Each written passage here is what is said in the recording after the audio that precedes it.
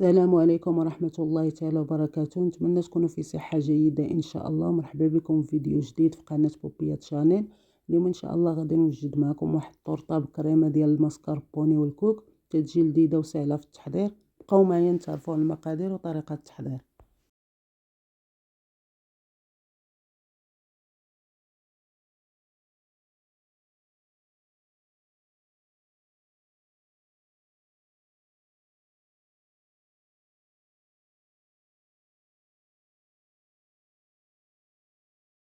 غادي نبداو بسم الله. هنايا عندي واحد البيضة كبيرة، غادي نضيف واحد 30 غرام ديال سنيدة، وغادي نخدم هاد البيضة مزيان.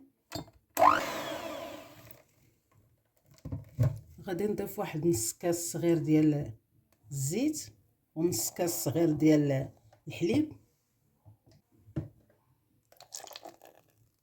واحد المعلقه صغيره د لافاني، واحد المعلقه كبيره ديال الكوك. نرجع نخلط. غادي ندير واحد 60 غرام ديال الطحين، وغادي نزيد واحد المعلقه صغيره ديال الخميره د الحلوه، ونرجع نخلط.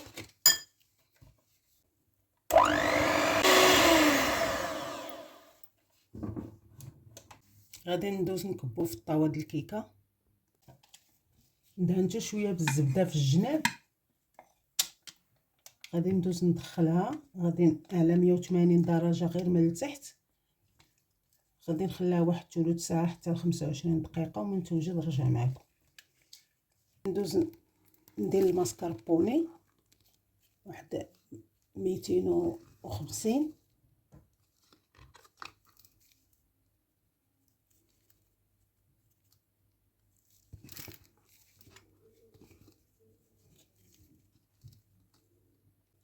غادي نزيد واحد 200 مليلتر ديال القشطه الطريه اللي كانت عندي بارده في الثلاجه.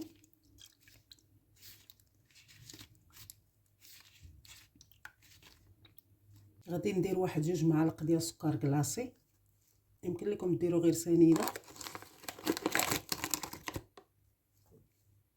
واحد شويه د لافاني. غادي نخلط. يمكن لكم تضيفوا حتى شويه ديال الكوك الا بغيتو، انا ما غاديش نديرو، غير ندير واحد الحلوه د الكوك. غادي نعرمشها.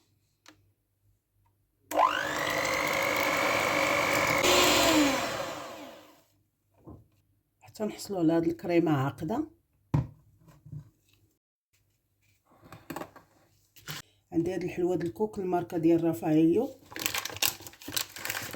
غادي ندوز نعرمشها شويه بالموس.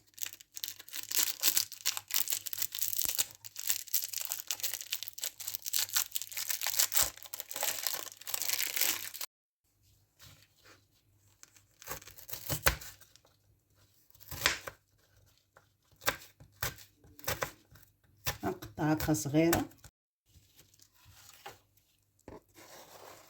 غادي نديرها هكا في الخليط.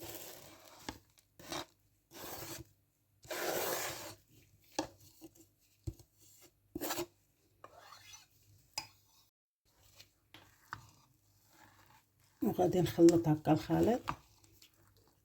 انا جبتها من الفران.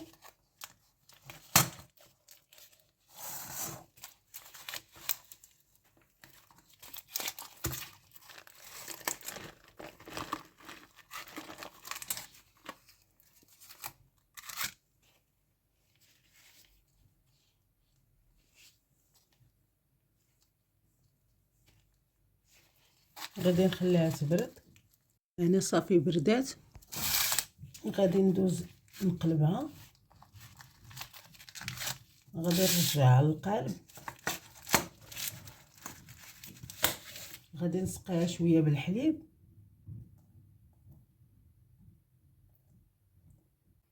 يمكن لكم تطحنوا غير البسكويت وتخلطوها مع الزبده دايبه. غادي نجيب الخليط وغادي نديرو.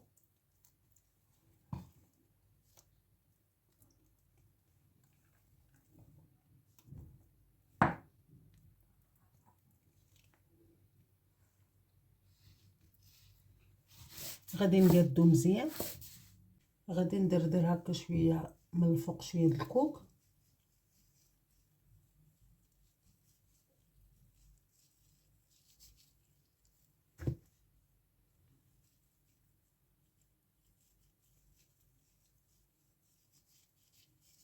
غادي نرجع ندخلها للثلاجه.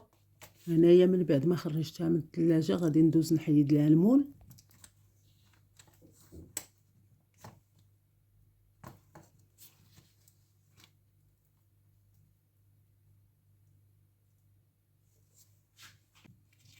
هنا خديت الحلوانيت ديال الكوك قسمتها على جوج. يمكن لكم تخليوها صحيحه، انا عجبتني نقسمها هكا على جوج تعطي المنظر حسن.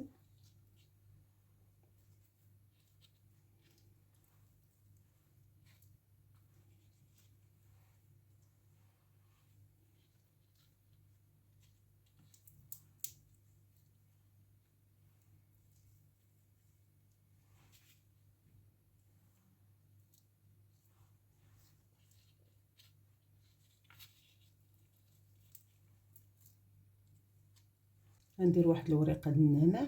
هذا هو الشكل ديالها. نتمنى الفيديو يروق الاعجاب ديالكم وتجربوها. تلقاو في فيديو اخر ان شاء الله مع وصفه جديده. نهاركم مبروك والى اللقاء.